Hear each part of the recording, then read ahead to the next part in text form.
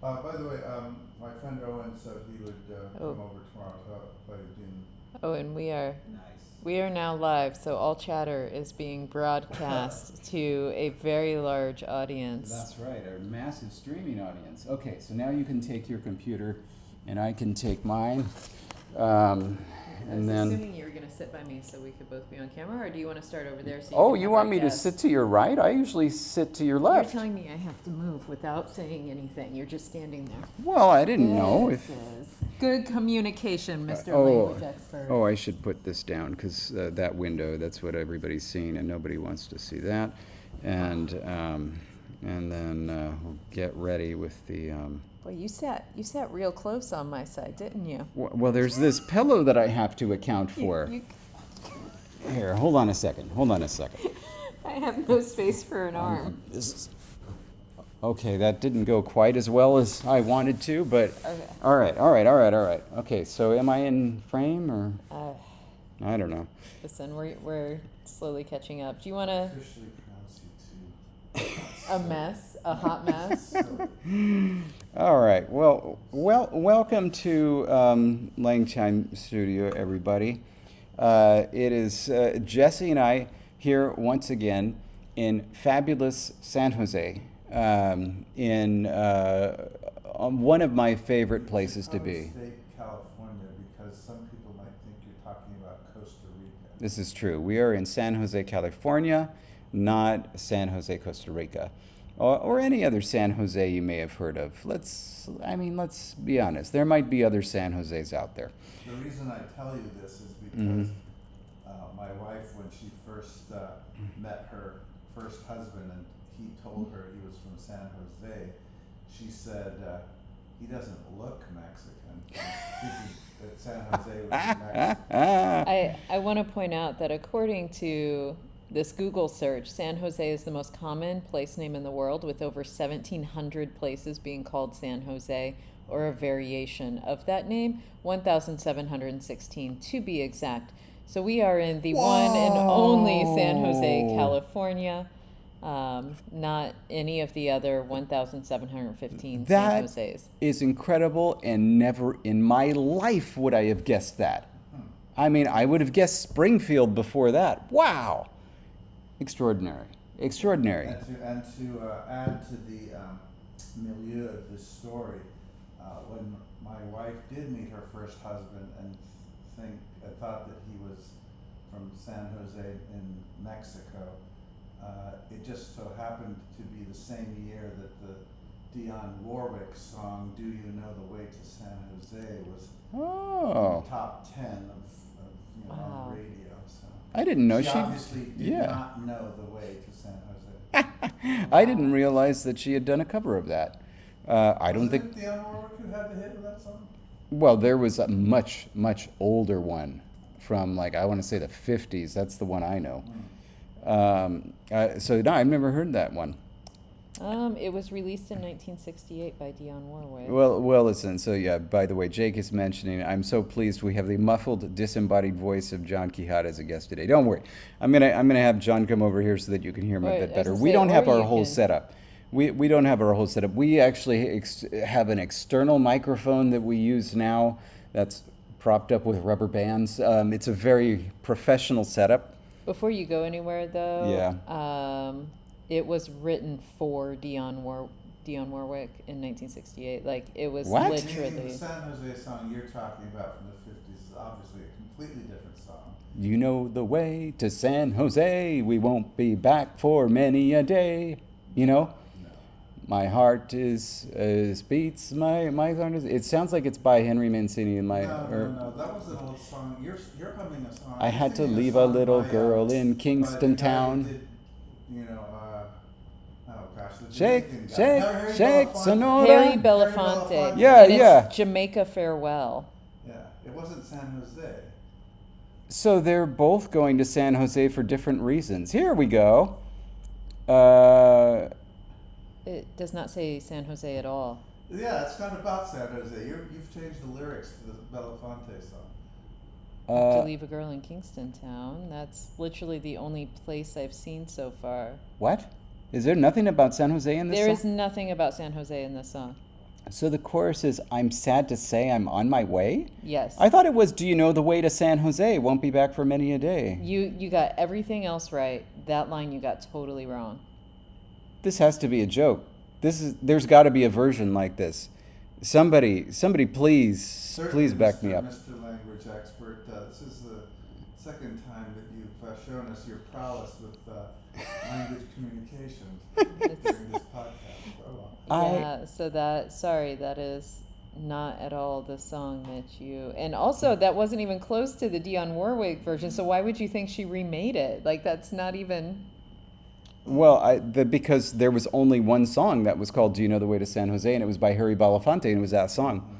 Wow. By the way, to the person who was commenting on the disembodied voice of John Quijada, that's all it is a disembodied voice. I have no corporeal reality at the moment. That's true. Well, and I think because you're far enough away from his computer, you're not only disembodied, but some sort of faint echo of a disembodiment. Yeah, we could turn up the input volume, but okay. But you could also go over and say hi to John. Well, no, here's what I want to have happen, with your permission. So we're going to do this poll, which is about WH words. And I was mentioning this to John because John was asking what was going on, with the stream today, and I told him about the poll. And John came up with the most incredible, most bizarre, most out there way of doing doing WH words in a language that I would like him to explain it. We're not going to do it for this language, obviously. We have the poll and it's done. But I think this is something that we need to keep in mind for a future language, and maybe they should. Do you want me to get up and have John sit here? No, Is that what you're asking? Well, I guess, but I don't know. Unless you want to remove those pillows, we can all get cozy. What do you think? Oh, gosh. This is twice I've had Jessie move. She's going to have it out for me. I am going to have it out for you. There's a whole bunch of stuff. Throw them on the Well, I didn't throw them want on to. the Eventually, chair. you may want to sit down. In which case, I'll just move them. All right, here we go. Yeah. All right, I'm going to try this. Okay, there we go. It's a 3-person couch, and then I'm just going to take a minute for this to catch up so I see what we're looking at. Wait, I got a little back by doing my Google That's searches fine. on San Jose. I see that we don't really have much of John here, so If I had known I was going to be on camera today, I would have shaved my hair. Oh, I did shave my hair. It's all gone. All right. All right, well, we'll try that because we'll see a lot of Jessie today, so I'm just going to move it kind of this way. Anyway. Am I in the picture? Oh, there I am on the edge. Yeah, we're a little behind here, so anyway, we'll move it like that. So anyway, like I explained to John the 3 options that we have in the poll doing the WH and C2, a fronted clef or a de-emphatic structure, and I'll save the results to later. I know that's the only reason that everybody comes to this thing, and then as soon as we announce the results, everybody leaves. But anyway, That's why we postpone it as long as possible. yeah, Bubba says hello, Mr. Quijada. So, but anyway, John, Greetings. go ahead and explain this bonkers WH formation strategy that once you hear it, I think that you'll agree with me that I think it could actually work. Okay, well, to be called a bonkers idea implies that the creator of the idea must be bonkers. So I will take that as an insult, but it's okay. You're my friend. So Dave was telling me about the WH equivalent situation that you guys are working on, and I was immediately reminded of an idea I had quite a while ago, but never did anything with, as to how perhaps alien extraterrestrial language might handle WH questions. And I thought of a sort of a topic plus a topicalization plus imperative structure. And the way it would work would be, let's take a sentence like, where is the big rock? You would just simply state the big rock as a topic, and then an imperative statement, state the location. And of course, over time, the use of the word state would become some kind of eroded into a clitic or suffix or something. So you would just state location and an affix that means query, so location query. Or alternatively, we could do this with an imperative verb and not have any suffix, so that you would be saying the big rock, locate it, or just locate. And when we say locate, this would be an imperative that does not necessarily mean take the action, of locating, but rather to divulge the results of such an action. So when you say locate, meaning it would imply that the location is known and now you must divulge it. So this, you would state, instead of what time is it, you say hour of the day, state it. Or instead of saying what kind of oranges are those, you'd say oranges, classify. Things like whose chair is that? The chair. Belonging person, or the owner. Yeah. State owner. Something like that. And the specific declension or suffix or whatever change in the verb that indicates the imperative would mean this imperative that states the results of having performed the verb's action.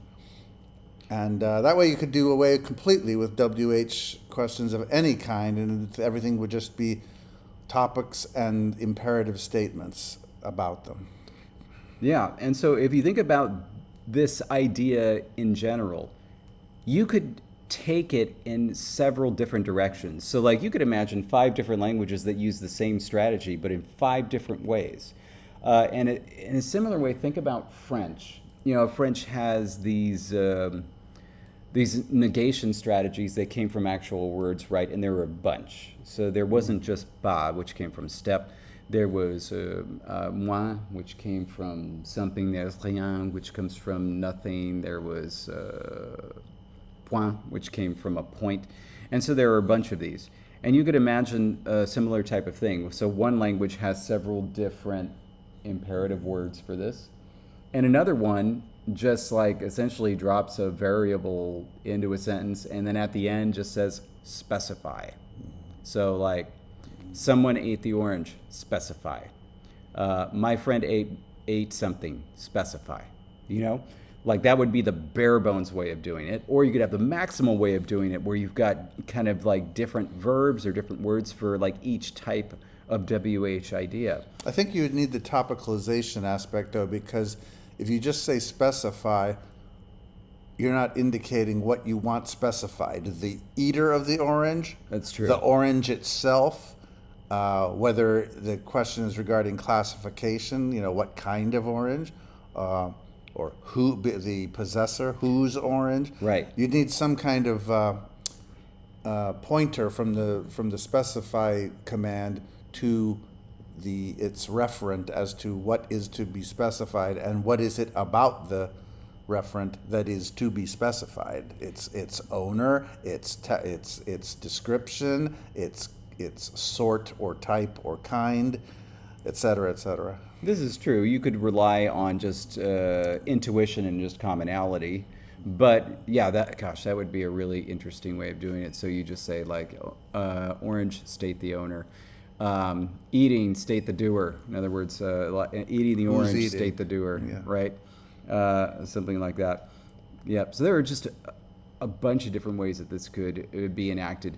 And if you look at it one way, you might think, oh, this is something very unnatural, only like a robot would do. But I think it can be implemented in a naturalistic language quite well, and not in just one way, in several different ways. Anyway, I think it's brilliant. Since we have the poll, obviously we honor the results of the poll, but I think it's something we should consider for a future language. Yeah. This isn't right for the beavers anyway. Probably not, no. No, beavers are too polite to order people Yeah. around, right? Yeah, if we had it back to do about the mice. you know. Jesse is very attached to the mice and I has am very attached to the strong mice. feelings about the mice. All right. Don't The talk. cats, they would order. Yeah, I suppose you're right.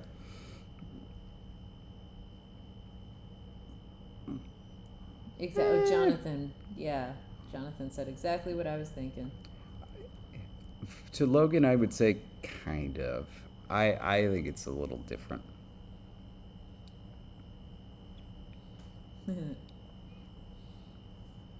That's true. Confirm or deny. Oh, that's if if reporters created a language.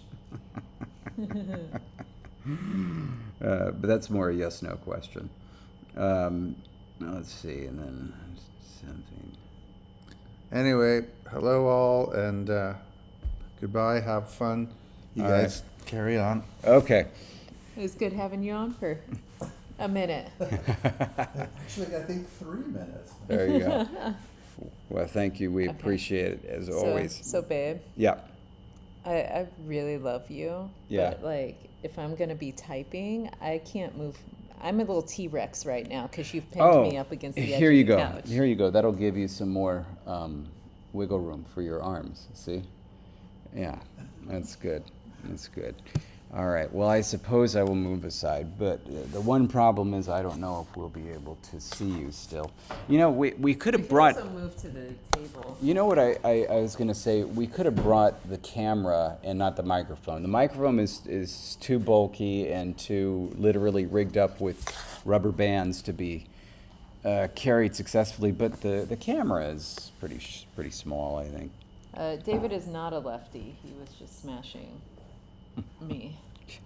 Imagine being left-handed. I can't. Oh, thank you. Thank you. Three clicks. Yeah. Excellent. You know, I could put this on a pillow so that it's up a little bit. Here you go. Thank you. There we go.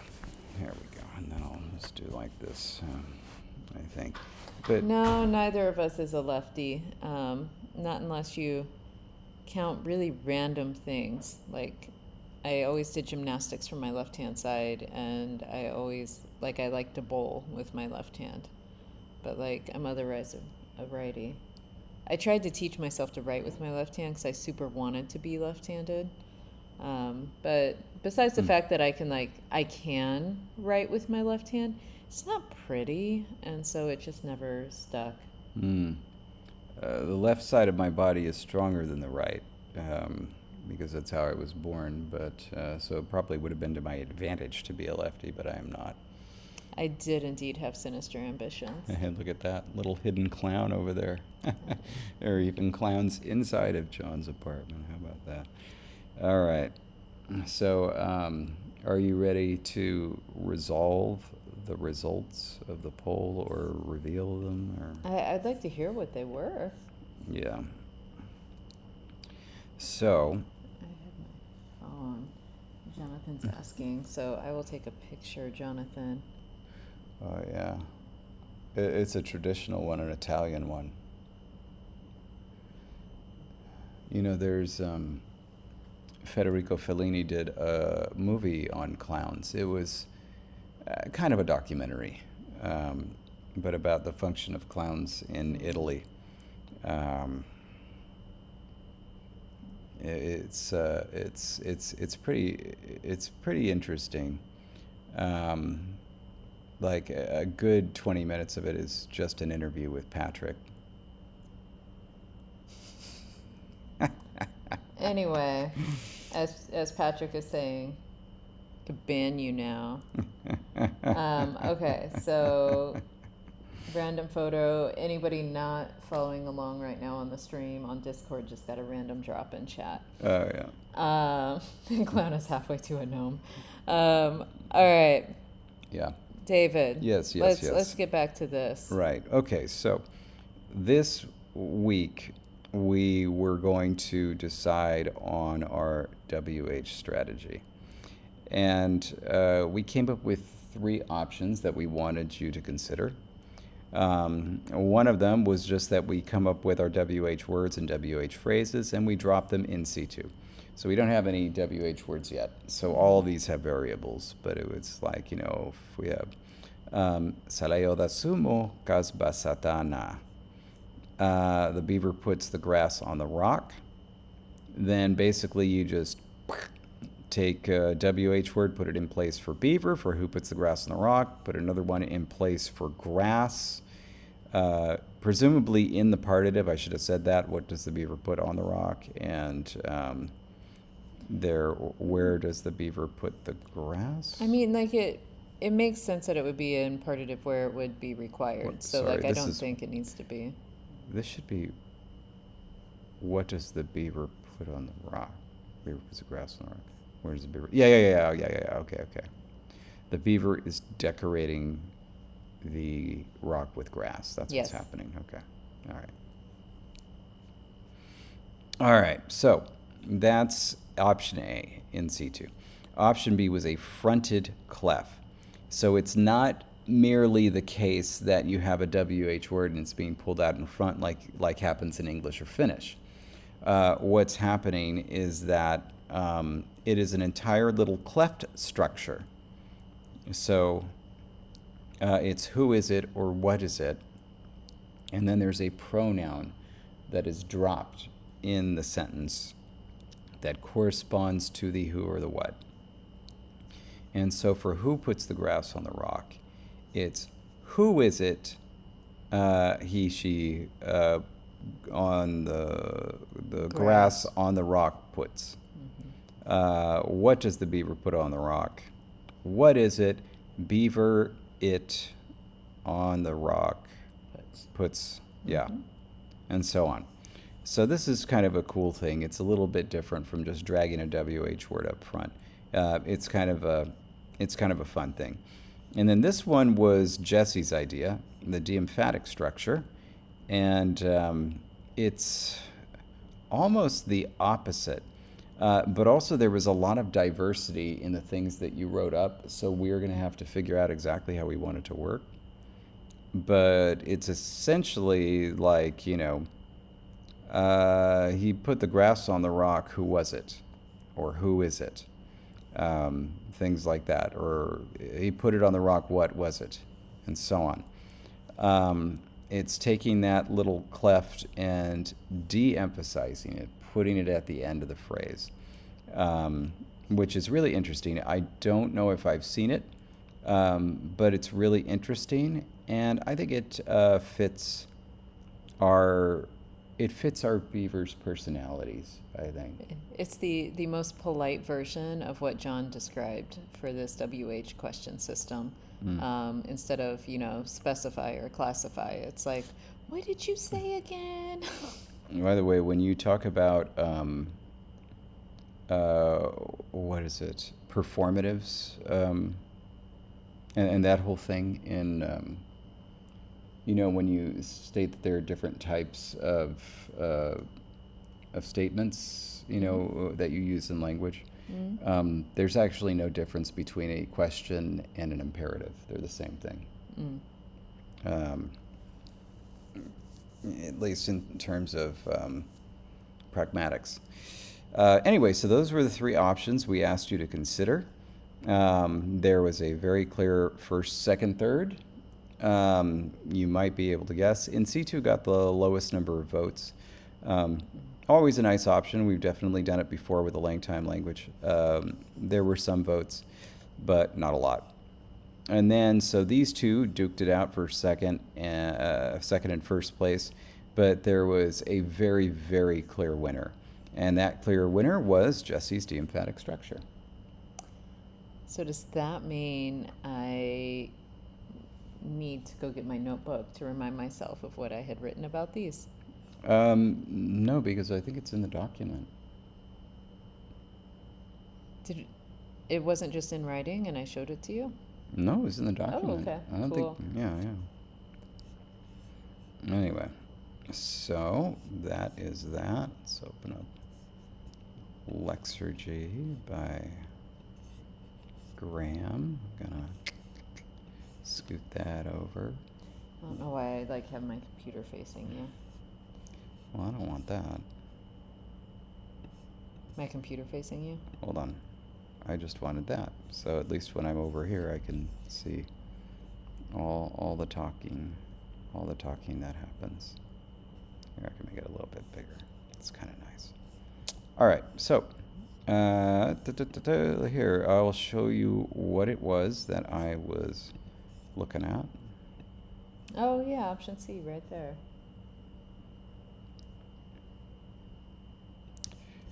I have to say I'm a little sleepy. I am a lot sleepy, and so yeah. Are we almost done? We're closer now than we were 28 minutes ago. All right then.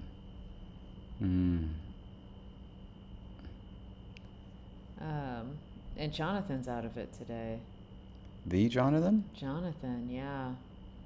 Had to put on a shirt 3 times before it got on the right way. Man. That's one of those days. Oof. I typoed going 3 times and fixed it, and then I didn't even notice that. Wow. Yeah, it's not going to be the first.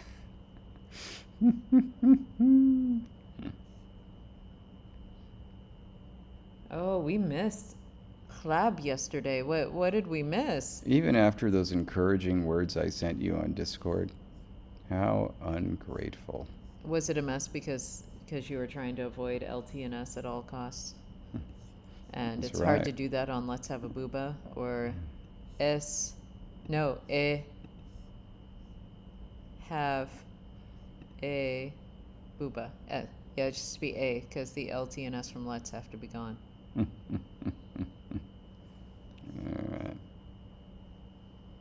All right. So now we got to write this up. I'm going to go ahead and delete this because we don't need that. Oh, we also got our David and Jesse poll going. I guess I'll leave this up for the sake of convenience.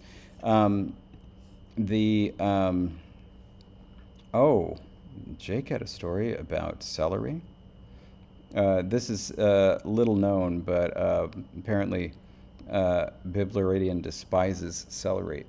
And whereas I find it to be flavorless, as a very base flavor, apparently, and you can confirm whether this was true or not, Biblaridian was the one who asked me my thoughts on celery on Tumblr, even though it was an anonymous one.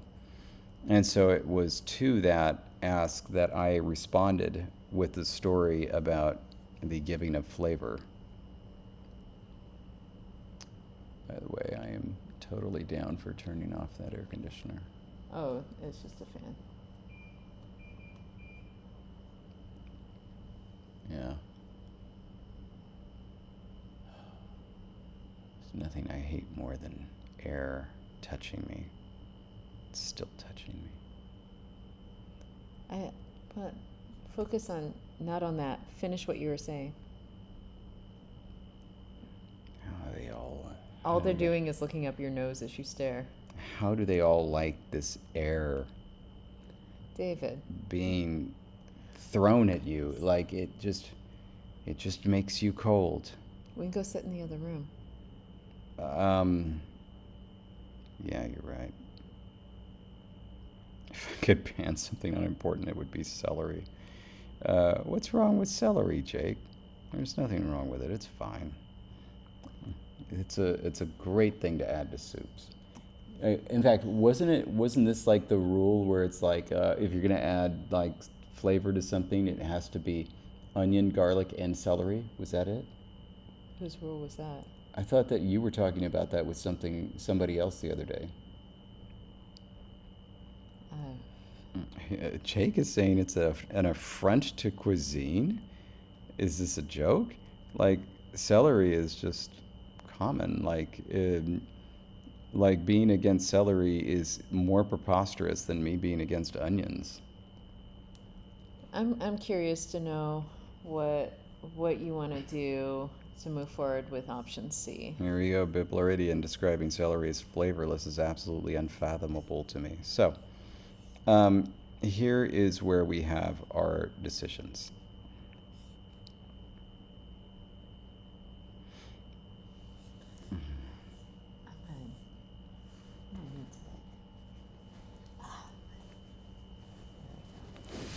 Okay, there we go. Is that better? Or did I just replicate it? I am hoping so. Like, we're sliding down like this. Do you want to switch seats? To what? Where I'm sitting there and you're sitting here? You mean do exactly what we would have done had you just sat down at the beginning of the stream? Yeah. Do you want to do that? Well, we can try. I didn't know if it would make you happier. I am just trying to get comfortable. We are, like, the cushions are leaning down, which means I'm sitting, like, sideways. Oh, you're going to enjoy that middle then. It's going to be... No, I don't think they need to see me today. There we go. Well, it makes it more difficult for me because I got to point it at you. Look, when people pull up to this stream, they want to be looking at you, not me. Let's be honest here. I mean, Matthijs will confirm it. He's Dutch. He can be rude all the time. He'll tell you that they'd rather be looking at you than me. All right. Oh, unlucky 8. There we go. Okay. And hello, unlucky 8. Celery has a strong, overpowering, and unpleasant flavor. Like, what is this? Is celery like the new cilantro? Maybe it's the old cilantro.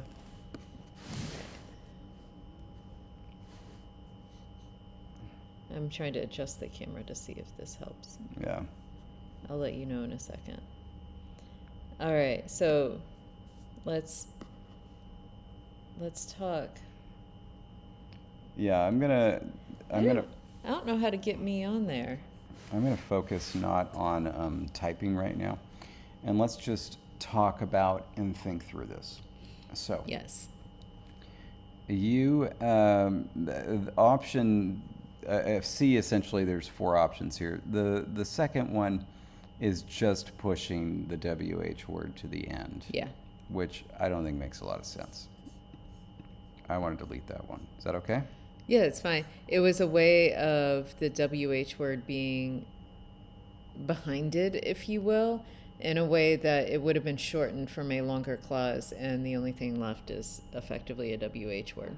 Yeah. And so, yeah, because in general, in natural languages, I actually don't think there's a structure where the WH word shows up at the end. No. And I think you had said something to that effect last week, and I was like, Yeah. Challenge accepted.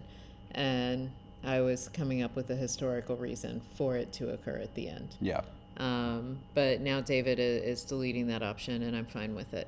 And so, yeah. Yeah. All right. So. And then there's 3 different ways of then getting this little de-emphatic structure. Yes. So, all right.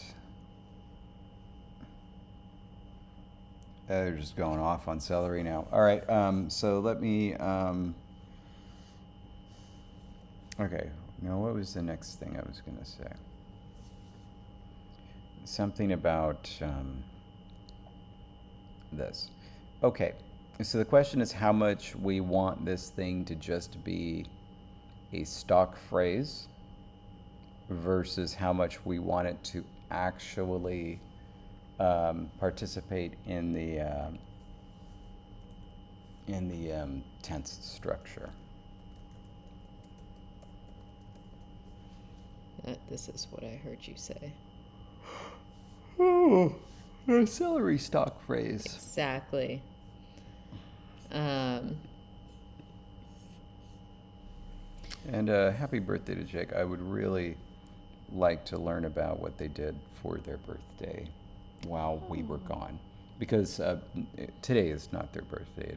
It was actually last Saturday? Yeah, it kind of happened in between the streams. So I would love to hear about uh, what happened for the birthday, what kind of celebrations there were. What? The birthday's today. Uh-oh. It was Jonathan's. Wait. No. Wait, Jonathan's. Yours is coming up or just happened? Birthday hap, Jake. Oh my gosh. Okay. Happy Jake Day. My goodness. All right. Well, this You know what, Jonathan? It's been a week. Jonathan is tomorrow. Jonathan's that's right. tomorrow. Wow. It that's has so been wonderful. a week, and that's what I'm going to say about that. In the meantime, oh, you wanted to put your foot where my phone was. I was like, why do I need to check my phone? Yeah, I know. Gosh, that's just wonderful. So this means that obviously that Jake is going to have more say than others today, Obviously. right? I like the idea that there could be some variability in what this phrase is at the end of the clause structure, David. But I don't think there should be so much that it loses it loses the sort of stalk phrase that would become grammaticalized. I will say that this structure is a little bit equivalent to affirmation in High Valyrian, in that it's a fully conjugated verb, but there's only two of them. There's the present and the future, and that's it. And that is because my chat disconnected for a minute. Okay, anyway, go on. But yeah, that is because anytime you're having a discussion, you're only discussing, you are living in the present moment or discussing something that will happen in the future. So it is, so the way that it works in High Valyrian, if somebody asks, I don't know, were you eating celery? You say, yes, it is so that I was eating celery. Okay? And that's why it's in the present. It doesn't matter if you're asking about something that was in the past. You're telling somebody, yes, that is the case, that happened. However, if you're talking about something in the future, you can't say that it is the case, right? So the best you can do is give a prediction, and so you say it will be. So, like, are you going to Tyros? Tyros? I can't remember how you're supposed to say it in English. I can only think of it in Valyrian, which is Tyros, right? And it's like, are you going there in like next week? And you say, essentially, it will be that I will do that. Okay. Right? I mean, I guess you could say it is the case that I will do that, but it's still, that is having to say it will be acknowledges that it's a prediction and that something could, throw a monkey wrench in the works. So if you're looking at these things, so yes, you could say in the past, but by acknowledging that you are in the present moment, it could be like, so like, he ate celery, who is it? Who is it that ate celery? Because presumably it will still be the case that it was somebody that did it in the past, right? And so that's the argument for only using the present and not using other tenses. You'll want to ignore Jonathan's comment. What has Jonathan done? Oh, no. Oh, gosh, Jonathan. But This is how you get me to not acknowledge your birthday. As if you remembered. I was the one that remembered it was coming up.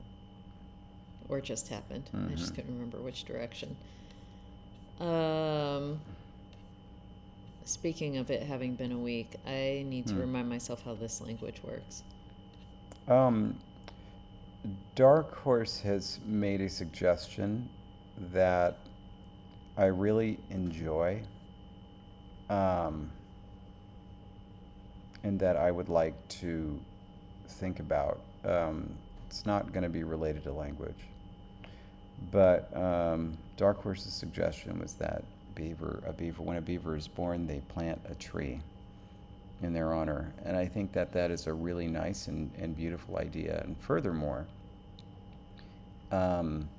if something were to happen to this tree, I mean, if it's a natural disaster, that's a calamity and something very unfortunate. But if somebody else were to say cut down this tree, that would be a grave cultural insult, not just to the person whose tree it was, but I think to the beavers in general, especially if it was a non-beaver that did it. Something that would be a truly grave, unpardonable insult, something that would make them very angry. I like this idea. So somehow we need to remember that and fold it in. I don't think it's directly relevant to anything languagey at the moment. Anyway, lovely idea. Thank you, Dark Horse. How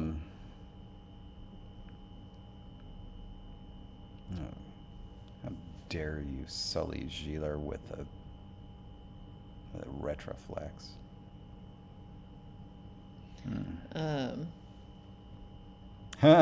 Who cut your tree is their version of who hurt you.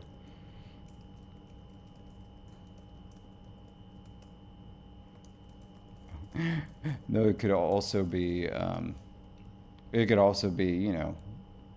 for grumpy morning beavers like me, lashes out at somebody, and then, non-grumpy morning beaver puts their little paw on their hip and says, well, who cut your tree? Is that your best impression of me? Oh, no, that's not my best one. That's like my $3 impression of you. You want the $50 impression. Let's talk after the stream. All right.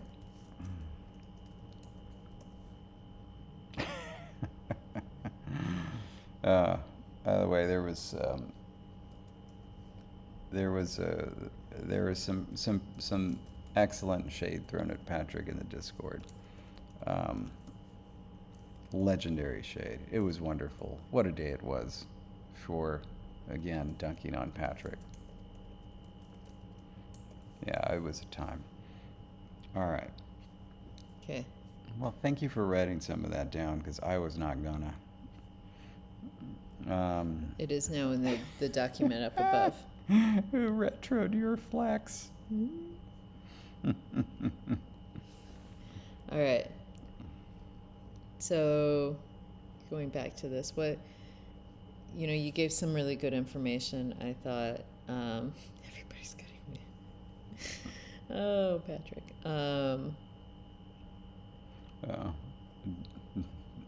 Dark Horse already has another funny idea that I think. Originally, I was thinking of it as when the beaver becomes an adult, they must gnaw the tree down to use in the dam or rite of adulthood. That's kind of a cute, funny idea. I don't know though I don't know if the tree would have grown big enough though for it to be useful. It's a marshmallow stick for roasting marshmallows. This is your birth tree. Enjoy your s'more. Yeah. And also, yeah, Miles, doing great work, and thank you for doing that for your area. And yeah, it's amazing. Come on in, Miles. We have a big hug for you. It's Jake's birthday, so we're all celebrating them. And as a little present to Jake, we are all dunking on Patrick, so please join in the fun. For Jake. All right, so let's get back to this, mainly because if you're gonna be going off tangent, my brain, that's right, has another thing it's focusing on, which means I'm just gonna be staring off into space thinking about that. And it's really not helpful for this. So I need to be brought back to to things. All right. Also, I'm starting to get hungry, so I'm trying not to focus on that while we do this. You're getting a little snacky. I'm so hungry, and we don't have Kopiko this week. Yeah. Tell everybody there's no Kopiko this week. We forgot to Yeah. bring it. It's a tough thing. We need to keep some travel Kopiko just permanently in our bags. It does go bad though if you have it for too long. Really? Yeah, remember at the end of our last jar, it was like, oh, this is not so crunchy anymore. Well, then we need to start just like eating more Kopiko. Like we'll go through more jars, but like we need to stop just only eating Kopiko during the stream. That was your rule, never a house rule. So All right, it's not a rule. All right, so this is what I was thinking. Because we have the situation with the camera, I was thinking you could do more typing. So go to this section right here. yeah. Oh, no, I meant on your screen. Oh, Yeah. And so I we're mean, I'm already there. yeah, we're trying to decide what makes sense for this. So all three of these I find interesting. So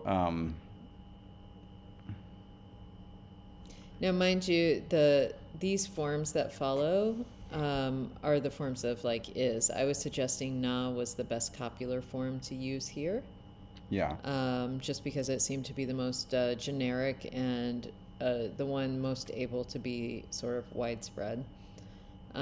Here, same thing with did. Ve is the form that I thought would make most sense because it's sort of the most applicable to more situations.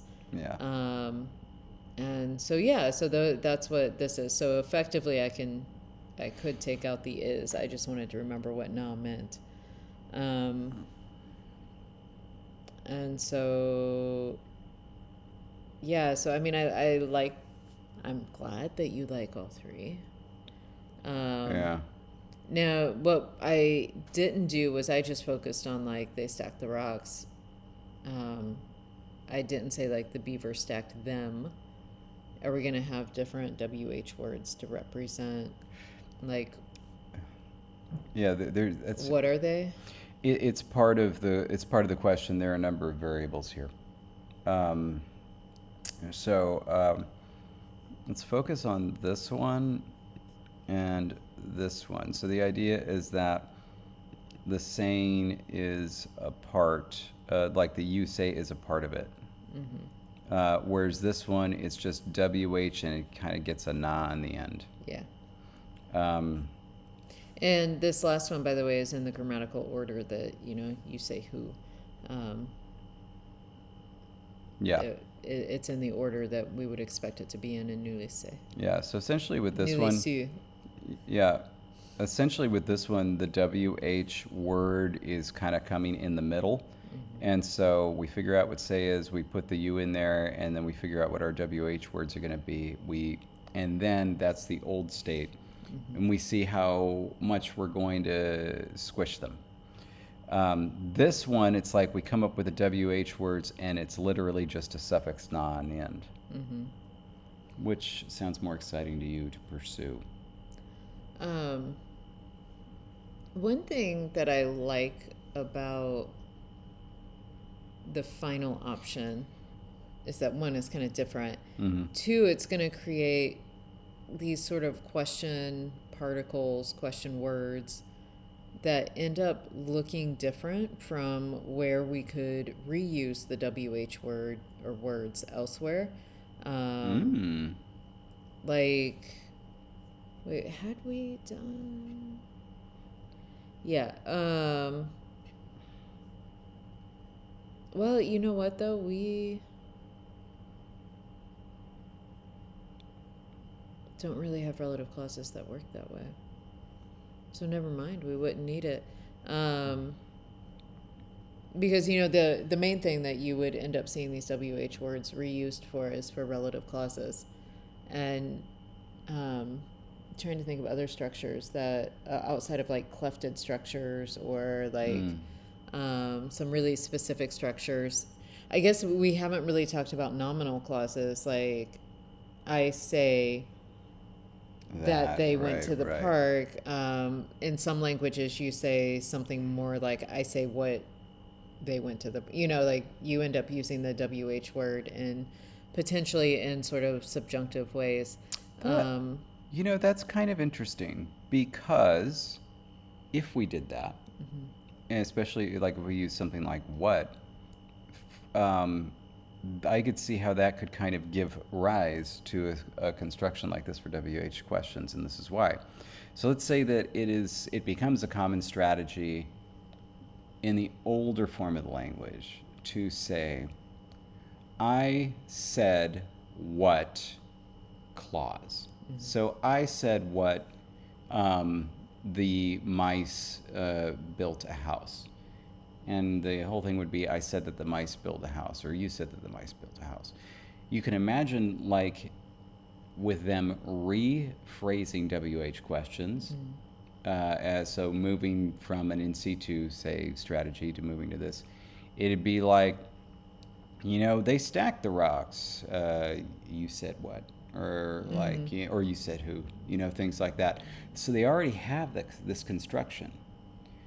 But it's being put at the end because of de-emphasis. And it is being de-emphasized as a way to make it less aggressive. Because questions are essentially interrogations. Yes, less aggressive, but also to really make it clear that they're asking it rather than just saying, you said they stacked the rocks. Yeah. And so to say, another way to emphasize that this is a question. So I love it. Let's do it. I think that we should do 3 things. One is we should come up with our WH words. 2, we should come up with this construction and see how it's going to squish together.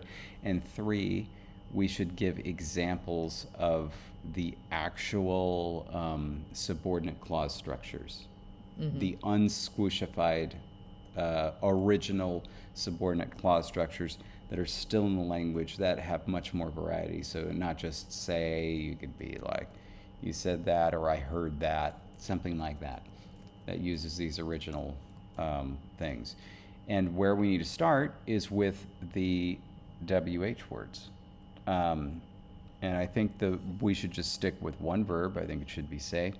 I think it should be you. And we could have either 2 or 4 of these. We just have who and what, and we could theoretically have you singular and you plural. I don't know. I mean, you don't ask questions of multiple people a lot, but, it could be something. Interesting. I kind of like potentially doing you singular and you plural.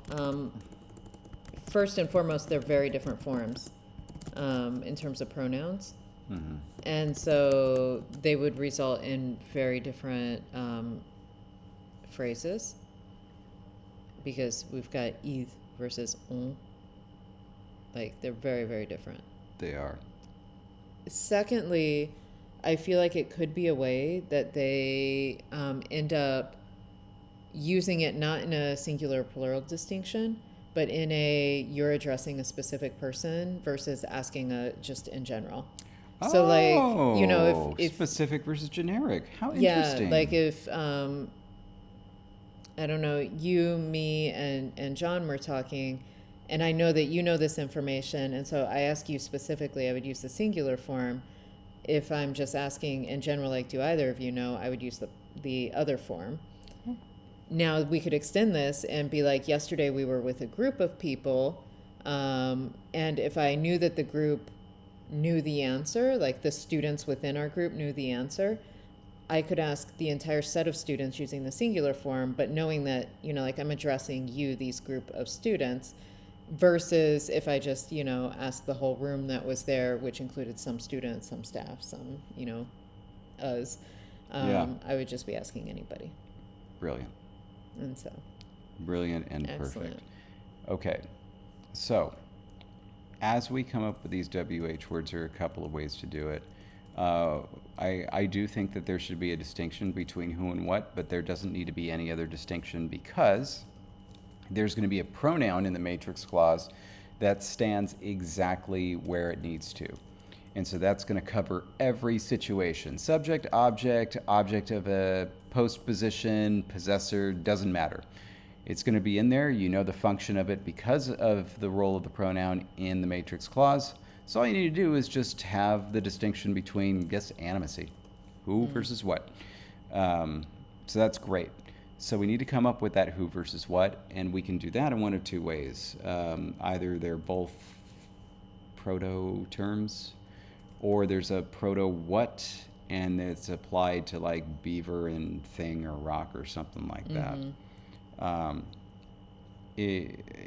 guess it's a question of how much we want to smushify, because essentially if it's two pieces, right, that's going to get smushified already, and then once you get into the phrase is going to be smushified, so it'll be 2 times smushification, which may be harder or easier to do depending on the phonology that we choose.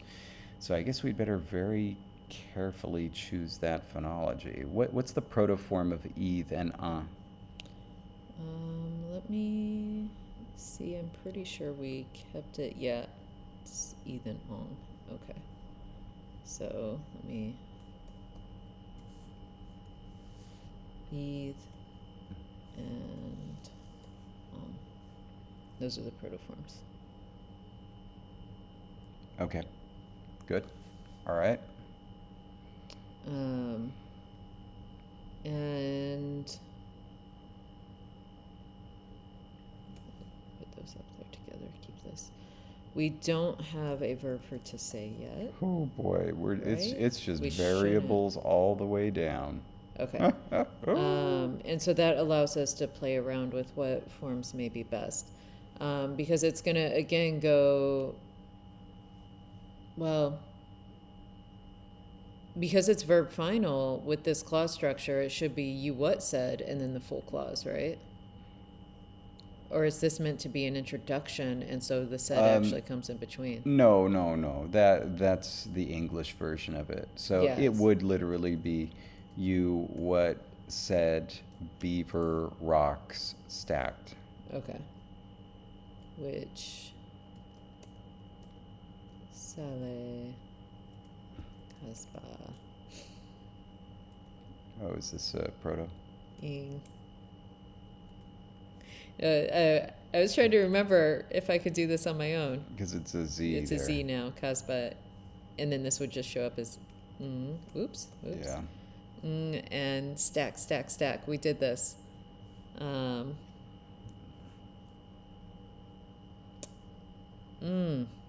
I've forgotten. I have to look it up. Appa. Okay. Gosh, I was gonna like impress you by remembering all this. And then I unimpressed you. And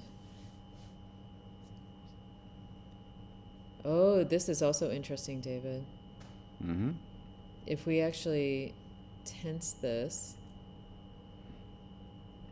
if the said is actually tensed. Oh, it's going to be present. But yeah, if it's tensed. So if we have imperfect, we have nay versus na.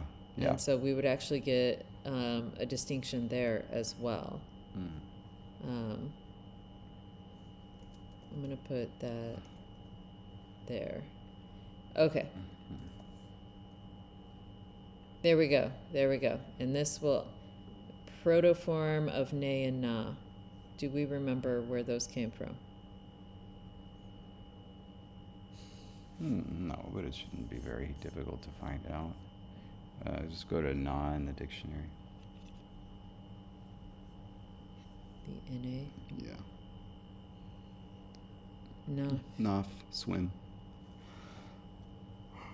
I don't think that's going to be important, though, because it's at the end. But was that because it came Because- together with these? No, so here, that's going to be a full phrase. This isn't going to get reduced. This is just going to be what you say. It's the WH one that's going to get reduced. It's going to be a reduced version of this full version. So the reduced form for the question is not going to include the auxiliary, or is going to include the auxiliary? Yeah, it will. It will include the auxiliary. So the but- protoform is necessary. But no, because it's going to be at the end. But what I'm saying here is that this isn't going to reduce.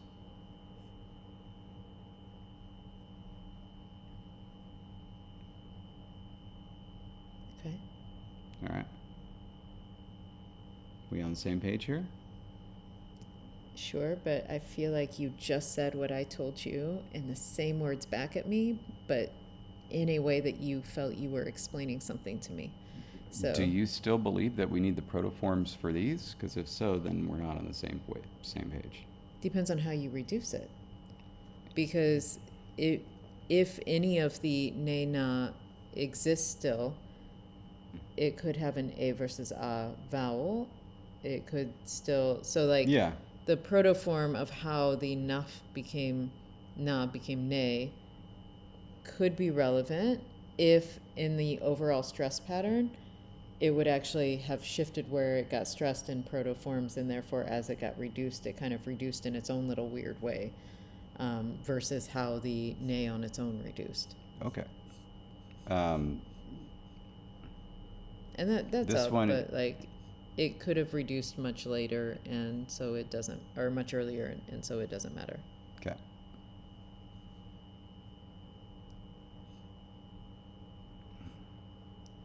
I think essentially this is coming from Naf and Ong, and this is coming from Naf and Eve. That's what I thought, Eve. and that's what I was asking, if that's actually just where they came from. Yeah. Yeah. Okay. So, because you want for the protoforms, you want these up here to be protoforms, and I just thought you would want these to be protoforms as well, to know. Well, I mean, no, because it didn't matter for this one. It doesn't matter for this one. Hey, Carol.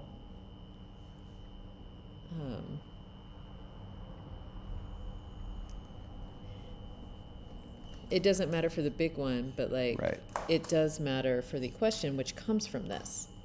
Yeah. Which means we will need it, whether or not we need it for this particular structure, we will need it. Yeah. I just thought we were going to do it in a different place. How about you type? Well, I would love for you to do what you would like here, and I'm going to move over so you can do that. well, I didn't mean it like that. No, I would love for you to have it what you want, so that way we can, instead of just harping on this point that doesn't matter, we could actually like create something or figure out what would be best to start with. All right. Well, how about this? We'll just do this. There. Now there's two of them. This one's unreduced. This one is reduced. And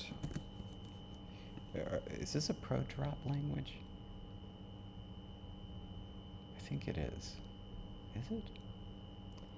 I need to look at some examples. I mean, the auxiliary carries the subject information. The object is marked with a postposition. So, like, it has all the features of being able to be pro-drop. Did we ever actually talk about that? Or have an example?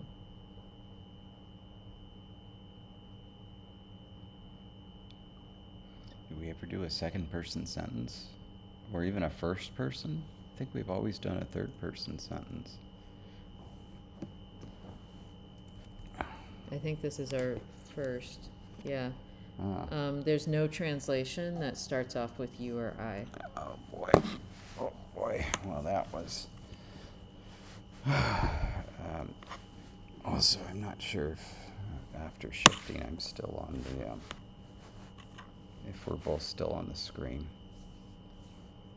Oh, now I gotta find where we are again. So yeah, we apparently did not really talk about that yet.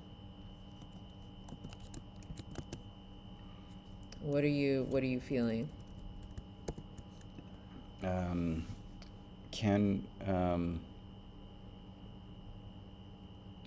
we see our here? I'm going to keep my cursor there, but jump to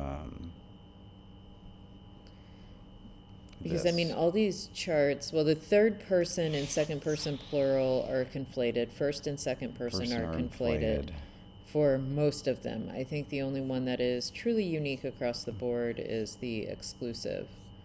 Yeah, this doesn't, and then this is even less. Wait, no, it's not. It's the same. It's the same. It's the same. Shorter words. Yeah.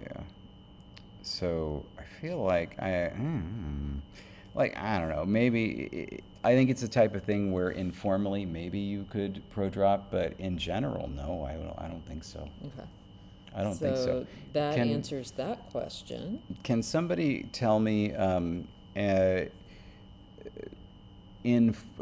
informally, but in kind of like not like super formal, but in standard like writing, can you do pro drop in Hindi?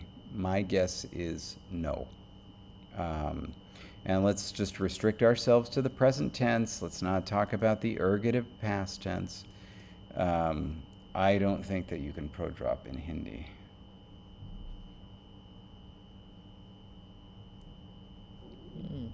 According to verbal. Oh. According to Wikipedia's pro drop language article, Hindi exhibits pro drop in any argument. Hindi shows radical pro drop. Huh. That's funny because I didn't think their verb forms were unique enough to support it. But then neither is Japanese. And Japanese is just, they're nuts about it. Here we go.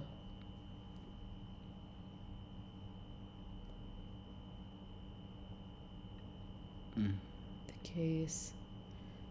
It's because the case is expressed on something that's independent from the stem, meaning you effectively still have the case marker, but no noun working with it. And you just know that it kind of means like it, or whatever. Like, look at this. Yes, I gave food to her becomes yes, give. No, but like, here's these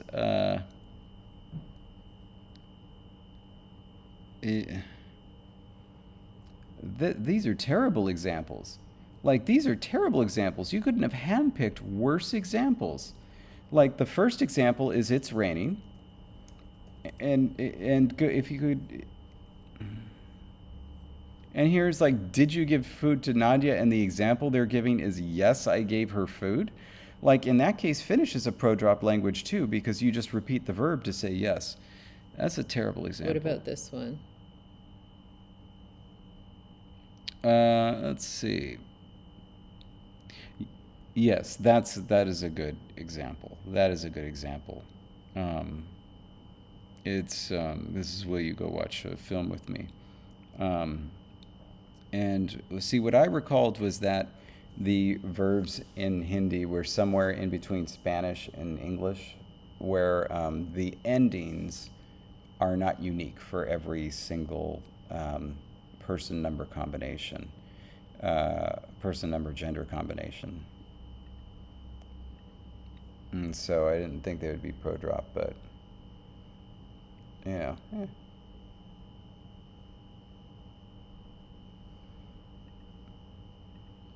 I mean, it's one of those things that it's sort of an interesting thing because it's not always that, if a language is explicit in other ways that it will be pro drop, because there are definitely languages where like everything is there in place And while in the most informal of casual conversation style speech, you can pro drop, it's just not a feature of the language. It's not like expected on the whole. And it's also not the case that you have to have unique verbal morphology for a language to be pro drop. It's like so many other things are really added in. And it could also be the case that if a pronoun isn't there, it's always interpreted as X pronoun, you know, where it's Yeah. like pro drop, but only for a certain person. And so even though the verb doesn't tell you, it's like, well, if the argument is missing, then it's got to be this interpretation. Yeah. Yeah. So, terribly apt, Mateus. Crassly apt. So then I think that for our WH reduced clause at the end, we can just drop the pronouns, maybe. Yeah, I think so. We can keep them if we want, but I don't think that we have to. And so I think that we should just look at what do we want who and what to be, and how are they going to squooshify with the nay, na coming after them. Because we're definitely keeping the nay, na distinction. And now it's just a question of how we want it to reduce.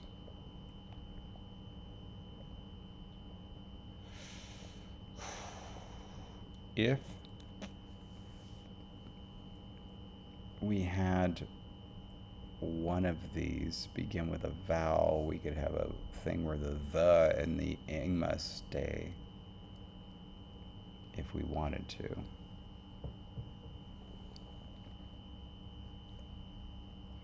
And if we were to have what be some sort of a combined form, it would come second. So there would be noun, like beaver, and then rock or whatever, then the WH word, then nay, na. So that's one way of doing it. Or we could just have two entirely different words for who and what. Are you leaning a certain way for that? Hair looks really pretty right now. Thank you. I am kind of leaning towards having two completely different roots. Okay.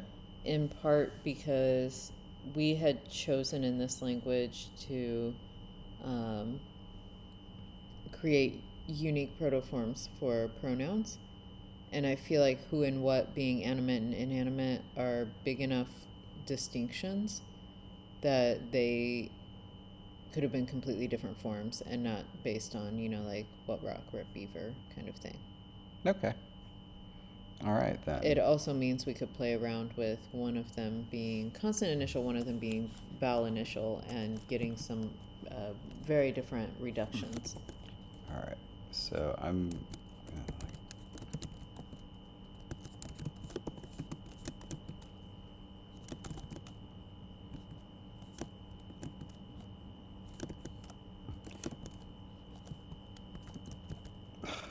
goodness.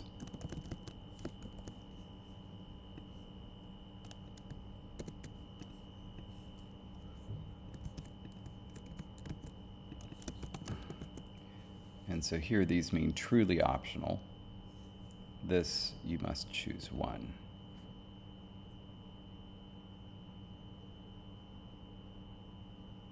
Okay.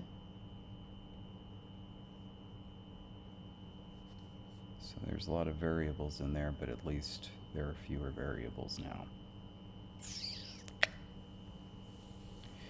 Do we have any sound changes that happen before nasals? I feel like we do. Like if there's a vowel before a nasal, or just some prenasal something or other? Yeah. So here we have assimilation. So something that ends in a nasal assimilates to a following nasal. About here. things that follow a nasal, we've got the terrible post-nasal assimilation. Yeah. F and V becomes the Any stop becomes a nasal geminate, apparently. Oh, I was thinking you meant from ong to whatever followed it. No. I was. But this also, yes. Yeah. So I was looking in the wrong direction.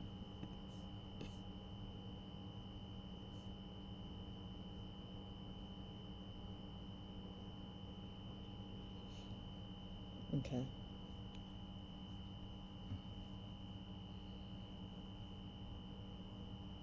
Were you hoping?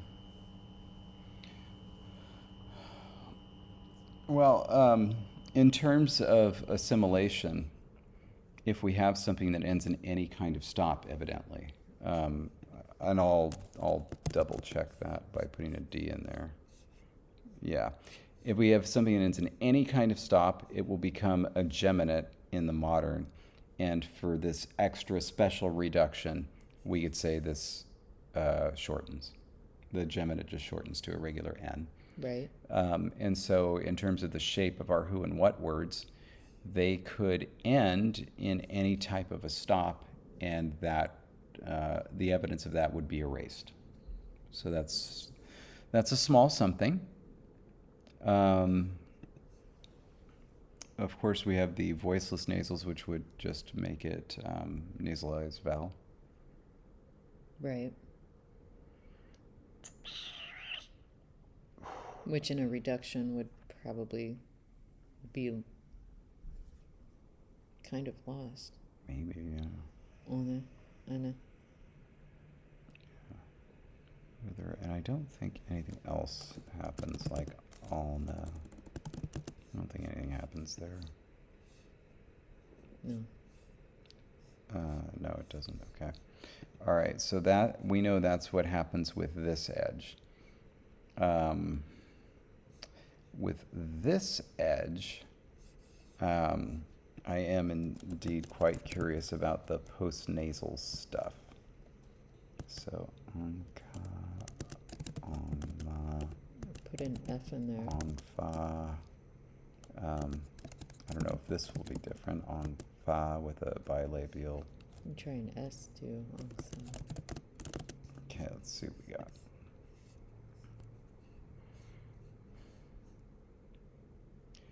So here it affects the previous, not what follows it. Same. Here we have the voicing, and here we have the H. That's interesting. Nothing happens to the S, but something is inserted. And notice that the eth shift changes the ingma to an N because the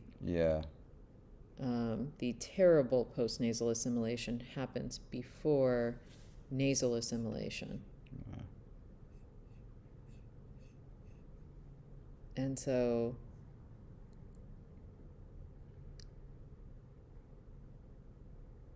to the original point, I think we should make one form, either who or what, should be VC. The other form should be CV. Mm-hmm. Or CVC. I think CV though is kind of appropriate, given it's a small form anyway. All right, I will events for all VC or for our VC form.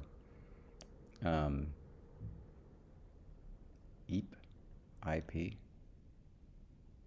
and I will events that for what? Events? Is that the correct word? Let's see if there's a Finnish translation first. Ilmintä.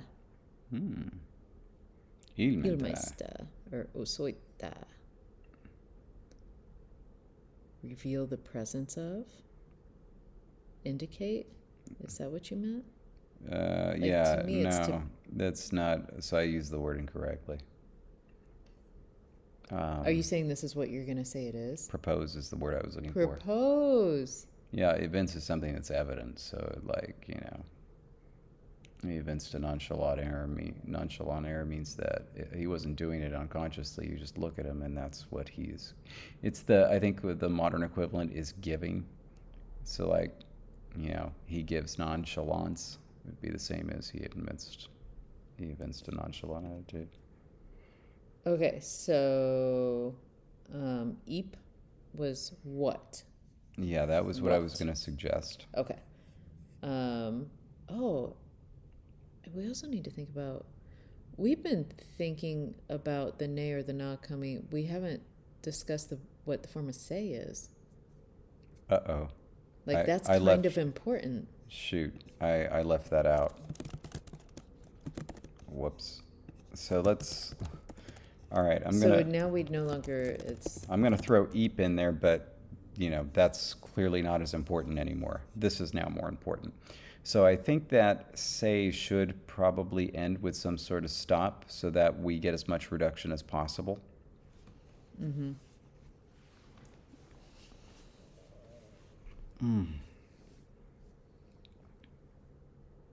I'm staring off into the distance thinking. Were you thinking of making our LangTime Studio up there? We could. Go up the ladder. Can you imagine you climbing a ladder? I've probably done it more than you. Oh, you think so? A tall ladder? Yeah. You think you've climbed more ladders than I have? Yes. I say it with confidence.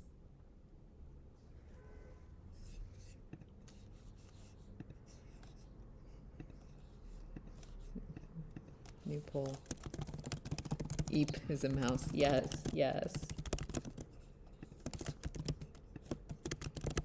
Also need to remember what our protoforms are. I don't know if I'll be able to see this, but there's an area up there. It's like a whole room, but it's only accessible via ladder. There's really no other way to do it because there's not enough room to put a staircase in here. Mm-hmm.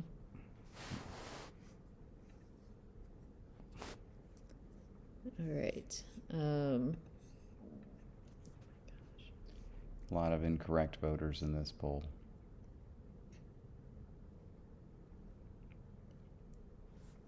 Bibbler-Hennian would have my back. He'd tell everybody that I'd climb more ladders. When you climb in ladders? Just for fun. I bet I've climbed more rope ladders than you have. Deny that. Oh, that's absolutely fine. I don't like rope ladders anyway. But ladder? Like, I used to have to help my dad clean the chimney, and I was the one sent up to the roof.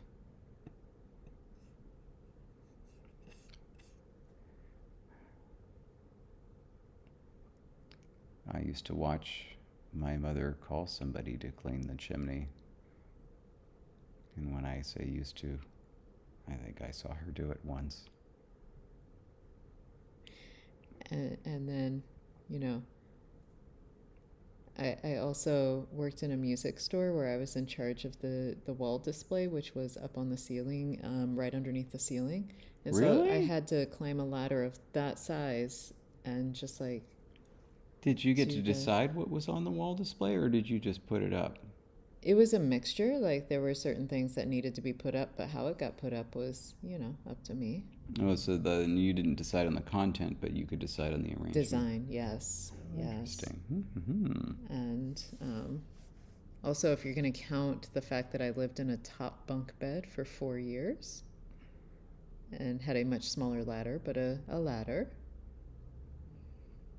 So, I could keep going.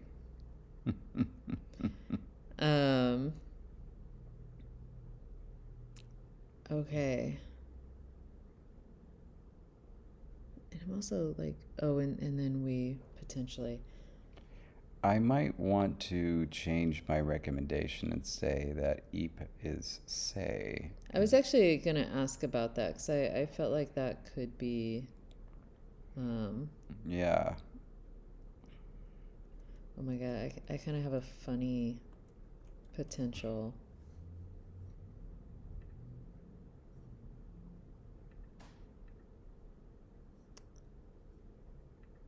This is a slightly longer for say, but it would end up getting reduced. Any nasal could go there. For a reduction on the front side, we could end up with some nenas. You mean nane? Yeah, but we can change the vowels. Nanes, yes. Nane. Yeah, but the na is also one of the things getting reduced. And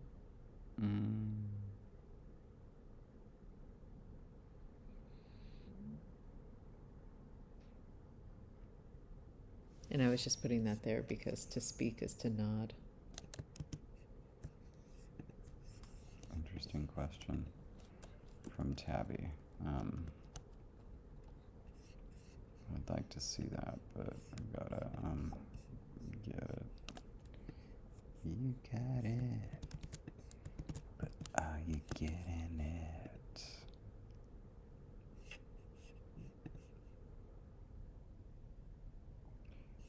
The answer, Tethys, is it doesn't become a fricative. It becomes a nasal in that environment. I'm so sorry, Toothus.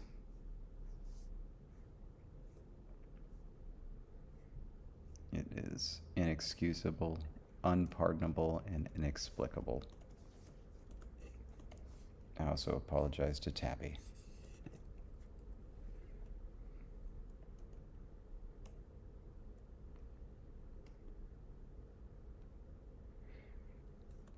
The reason I like a VC form for say, and one that isn't an A, is because it could lead to interesting vowel combinations, so that one of them might be E and the other one would be A.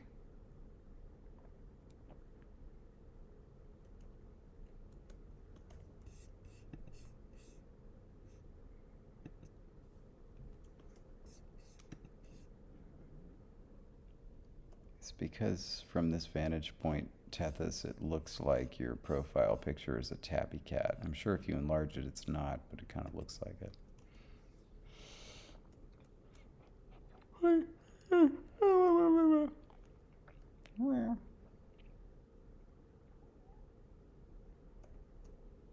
I'm just putting things here for you to say no to delete, to do something with.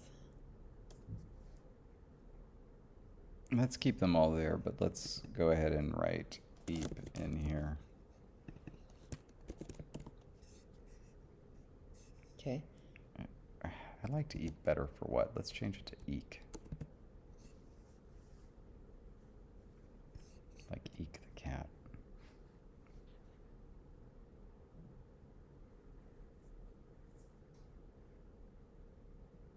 Wasn't that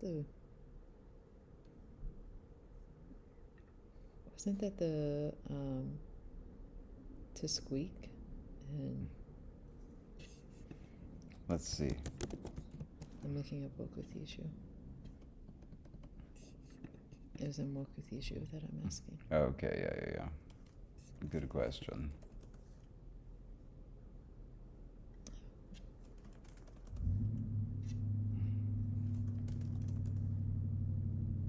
Neat. What about to squeak? What was that? We don't have it apparently. Huh. But I thought something was. It's not two, it is a squeak. Eat is squeak. I put in the two thinking it was a verb. Tethys has disappeared from the face of the earth now that everybody is talking about their profile pic. Maybe they're looking for a new one. Something toothier. Okay, so now, David, if that is the protoform there, we could have, if we had, say, something like an H at the end of a protoform, it would delete, yeah, in this reduced form. Yeah. And so, we could end up with any potential there. If we had like an H there,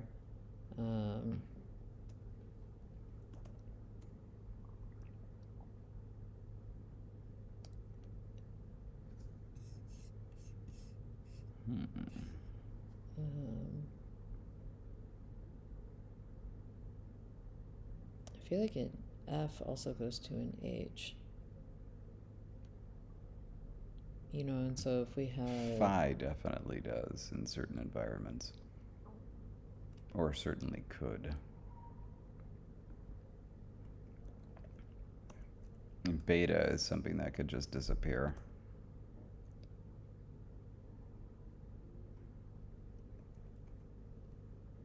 Okay, so then here's a couple more at the bottom, because it's the ah and the oo that do things with the E, right? Yeah, let's try this. Let's try this and see what happens. I don't know for which one. I'm going to throw it in for what. Let's make sure that we haven't used this. We have not. So, oh. Ooh-wee, ooh-wee, baby. What's that become?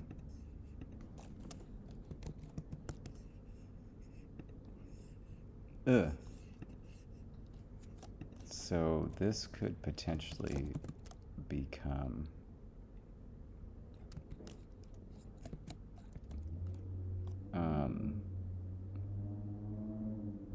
the na or the nay.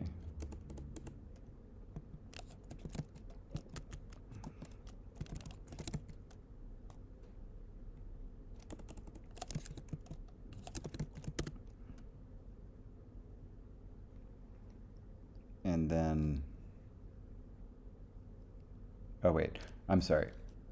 Which, okay, this is the plural one, right? Yeah. Thene versus ngana. I have that right? Yes. Yes, this is second person singular. Oh, Man, I could really go for another one of those crema iced coffees. You probably want to change that angma to an ng since you're romanizing everything else in what you've typed. Sure am. Thank you.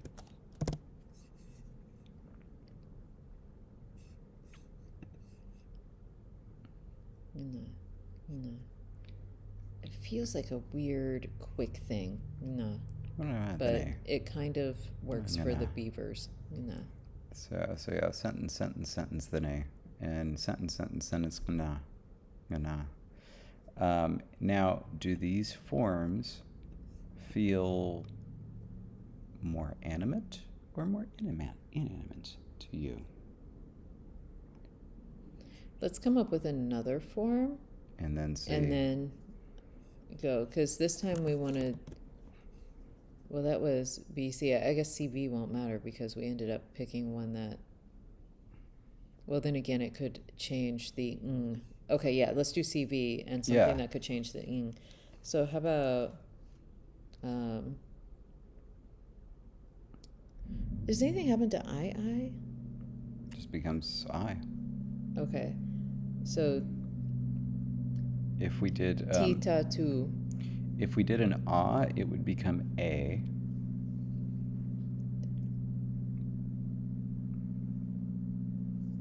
Then what happens?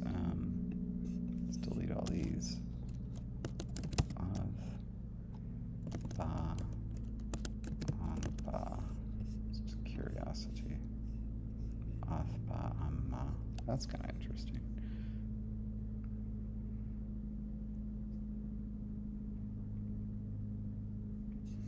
But if it was nasal.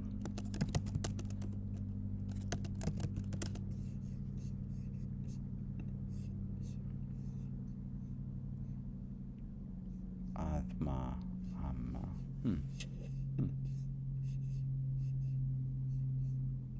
What? Does Z do anything to these? Like Azza and Angza?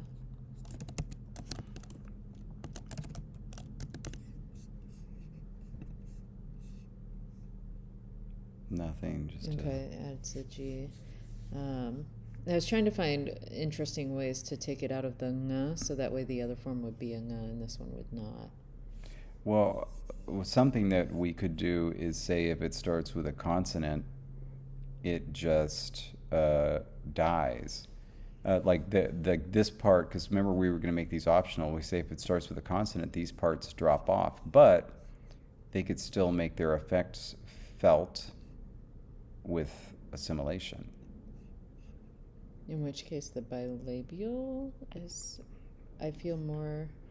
Like for these two, right? It would start with M for one and P for another. And that's very. That's interesting, but I feel like that's not the only possibility. We'll put in a T there. Athta and Angta.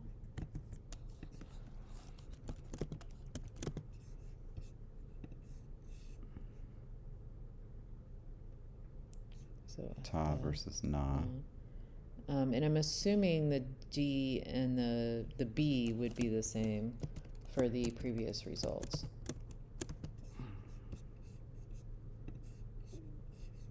Yeah, B versus M, D versus N. Interesting. Okay. I feel like a T and then the voiced N, or the P and the voiced M would be a nice distinction. Just checking. Yeah, nothing happens to L. And then something else that would happen is I'm going to put both to see. And then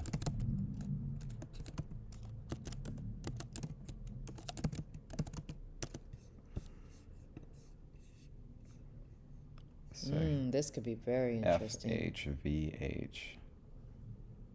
Oh, I kind of like that. Which one do you like better, F or V? You know I'm a sucker for V. Yeah, that's pretty cool. All right, let's give that a try then. So it is going to be oov and va. And ba. And we can put that H on there. We do have a proto-H, right? Right? I actually don't think we do. No, we don't. No, we don't. No, we don't have a proto-H.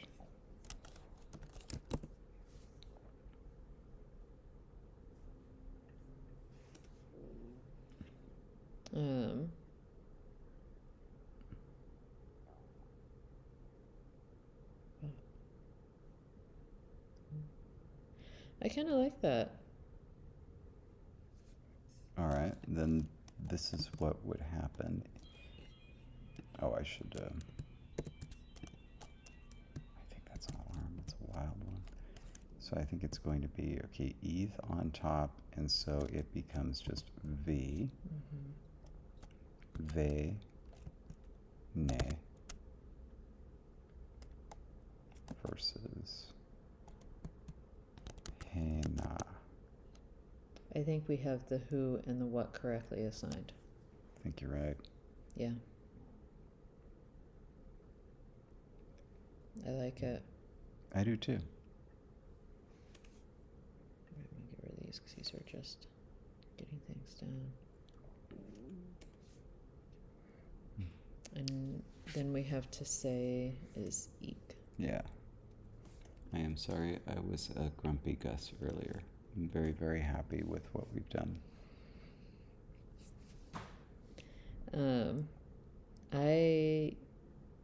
I'm really happy with this. And then of course up here it would just be the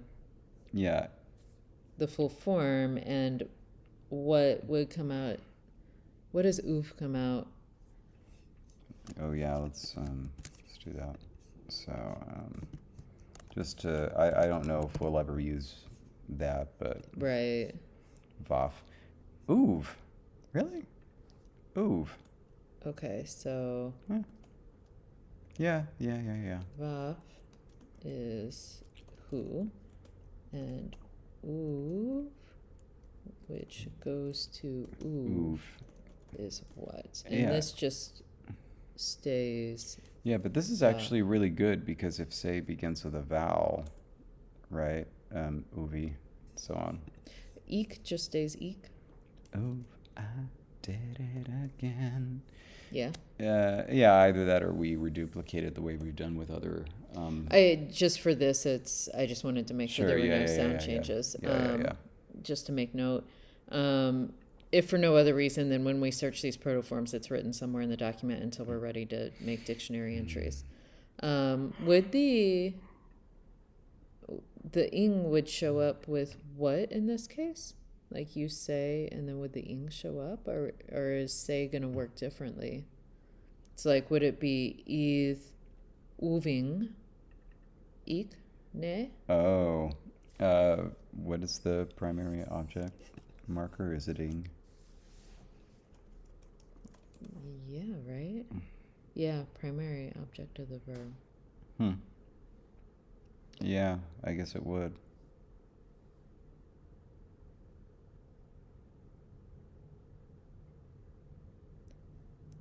Okay, well, here's an interesting question. Okay. Would say as a verb of communication be considered a dynamic monotransitive? Or would it be considered understood because you're always saying something to someone else? Yeah. And, well, not always. You can always, I guess, just speak to the void. But in general, there's going to be, in which case, the indirect, your audience, if you include it, would have the ing, and mo would be the secondary object. Yeah. But that comes from a placement function. Would it metaphorically be like, I'm saying this, and like I'm giving you the handful of water, which is my words? Yeah, I'm saying this to you. I think so. That gives us uv, mo, because I don't believe mo assigns the partitive. Is that right? No, odasumo. Yeah, mo does, ing does not. Okay, so it'd be uvamo. Wait. One sec. Oh my god, it would be uwumo. It's already yes here. Oh my god. Hold on. Like, yeah, uwumo. I mean, Oh my god. David. I mean. Yeah. Yeah. All right, there we go. And so that essentially, yeah, it could become a little phrase. I could actually see it shortening up to umo. But Oh, for sure, yeah. yeah. Oh my Say goodness. assigns what's being said.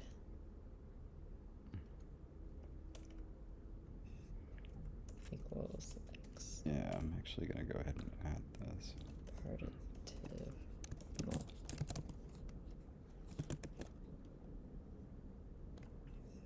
Yeah, like I don't think because we have a word here.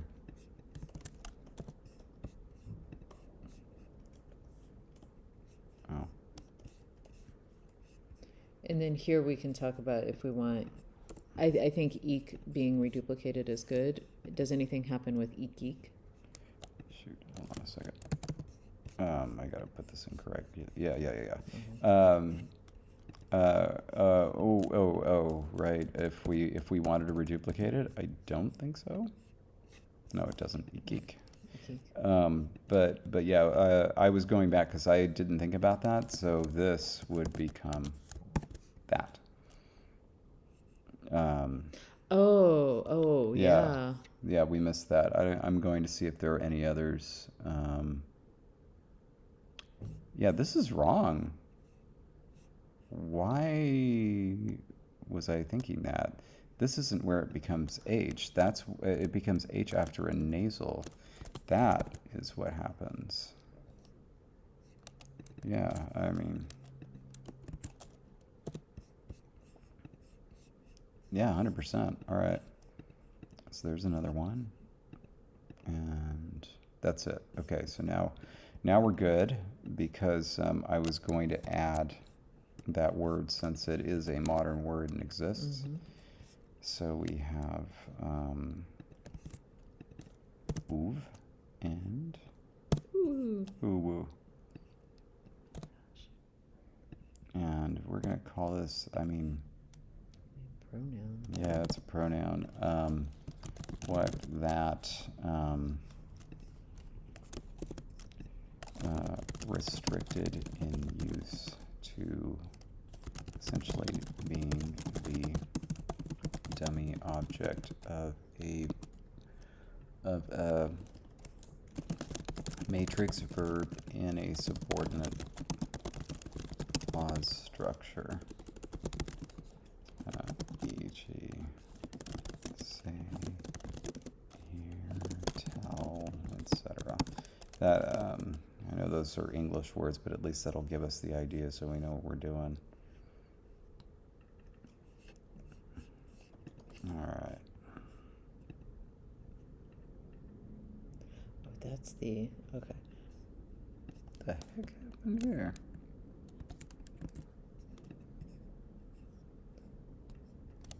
All right, so that's in there. And so then I typed what I think are the fuller forms here, depending on whether we do the reduplication, which I thought we probably would. This right now as a full form is uumo, but I like your idea that like Umo, yeah. in speech it would just become uumo, with a long u. Like that makes a Yeah. lot of sense to me, that it would just be like what you end up saying. So like you may very formally say uumo, but like in everyday speech you would uumo.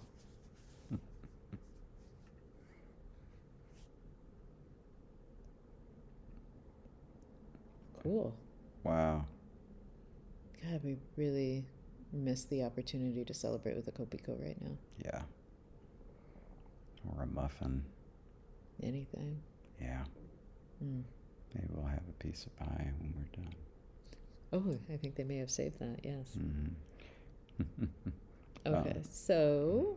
Yeah, so we've only got 11 minutes left, but what we should really do is we should try to fill in some of these WH questions. And then, of course, we can get to our or what mate that we're going to do next week.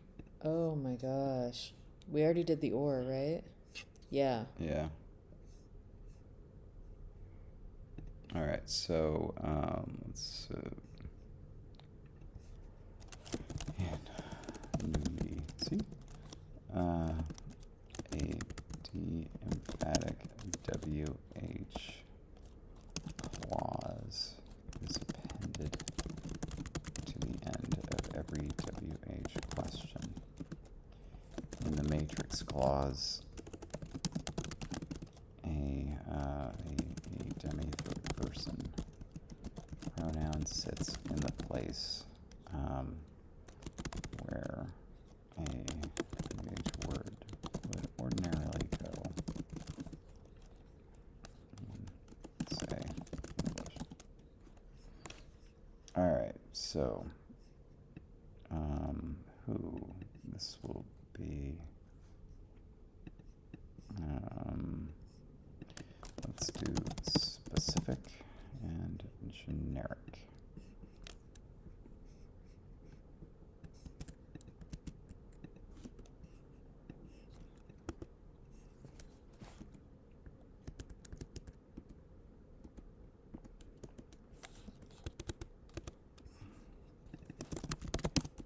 Ooh, generic.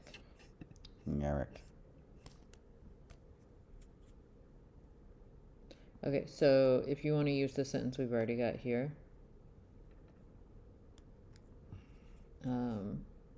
they is noth, right? That was what we had said. Noth. We have Noth and Bay. Oh, so bay is the plural. So whether Yeah. you want singular or plural for whoever stacked the rocks. Yeah.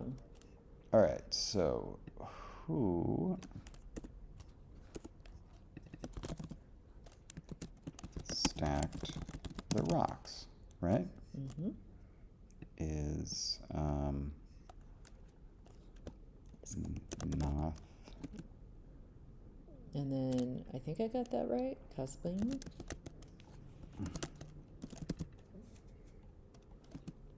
And then Apave. Apave. Wait, I want to double check the Ve form.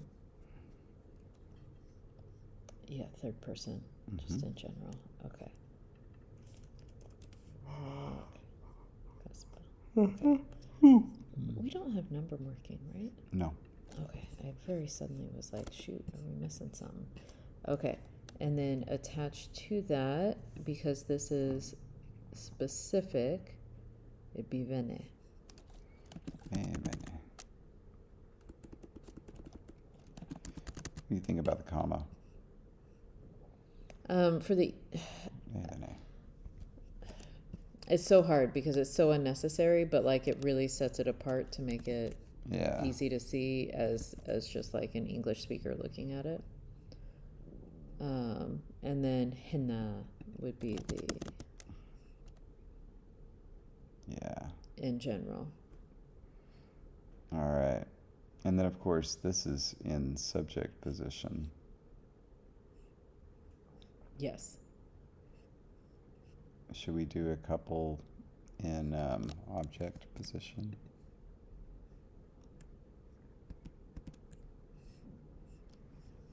If you can think of a phrase that has a who is an object.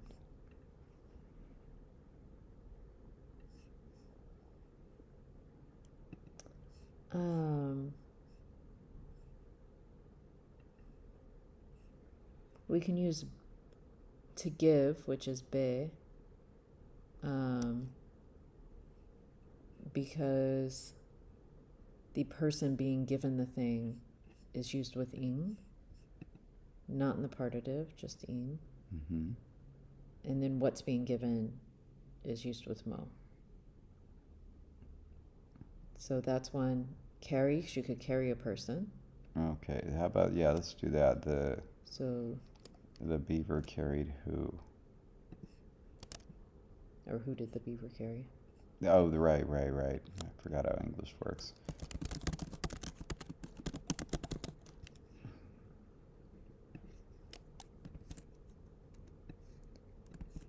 And so now we have sale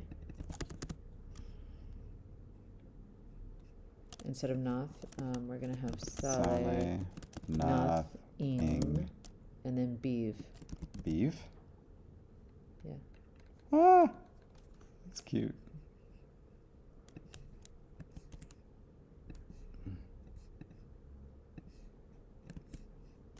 Nothing beeve. All right. And then we can use. You just copy this. Yeah. Do you want a different verb instead of stack? Because an inanimate thing isn't going to be doing the stacking.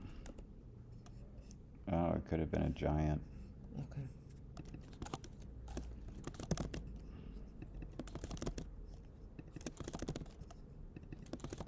Okay. And now we just change the words at the end, right? Yeah, and it's gonna be the for the specific, and nina for the generic. And this creates an interesting dynamic because in sentential form, when you have a pronoun, there is no animacy distinction on third person pronouns. Yeah. And so it's just it, they, whatever. But then there is a distinction on question forms. This is incredible. This is wonderful. I'm so excited about this. Yay! Mm. Do you? It's also really easy to do. Right. To use. Sorry, do I? Do you really quickly want to discuss what a poll might be? We could do the orthography poll, which would mean I'd have to draw some stuff up, like at least some styles or something. Okay. Yeah. And then we need to start. By we, I mean you need to start drawing some things. I'm gonna delete these two because they didn't win. Yeah, like drawing some things that we can use as sources for letters. Okay. Oh my goodness. What's up? I realized like I was pressing down on this, and so it was probably like, can you show us our faces? Yeah, like, sorry. There we go. Now lean over a little bit. I'm not typing now. Oh, it's just been all me all the time, huh? Apparently 18 seconds behind here. There we go. Mm. It's good. It's fine. We'll be back to our normal setup next week, so we'll be like more normal in terms of on screen then. In the meantime, I mean, you all know what I look like. Eric, yes. I think it's linked to on our very first LangTime Studio video. And there's also a free post over at our Patreon that has it. The template that we use for pages.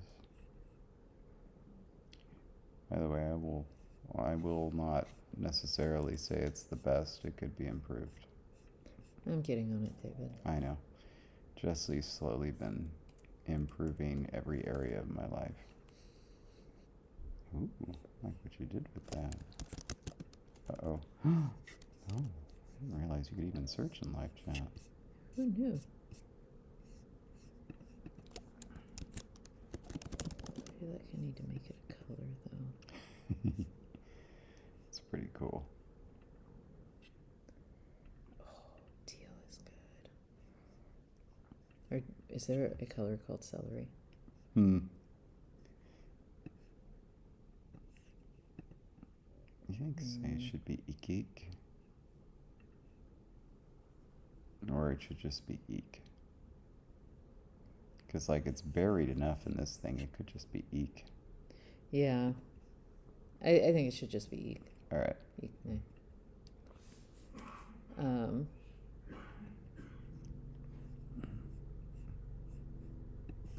Yeah. Cool. JK. And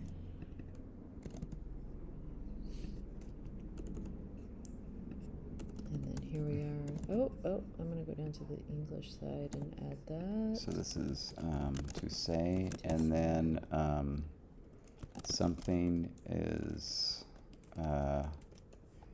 using to someone. No, you have these backwards. Using. Yes.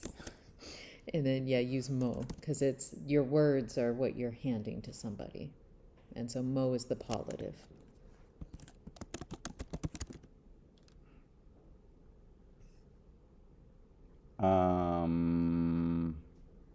And it co-occurs with the noun that changes place, my mouth to your ears, but otherwise unaffected. I don't think that's right, Jess. Based on the expressions that we used.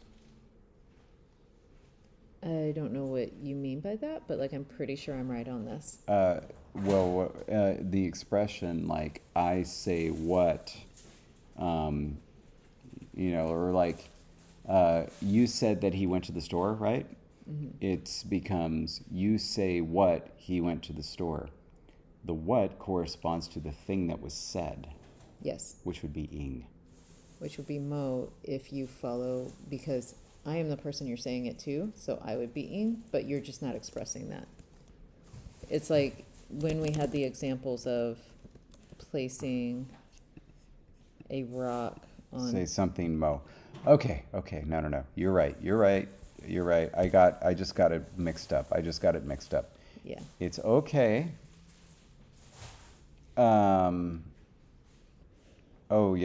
Absolutely, Eric, you should take a look at Conlang Year.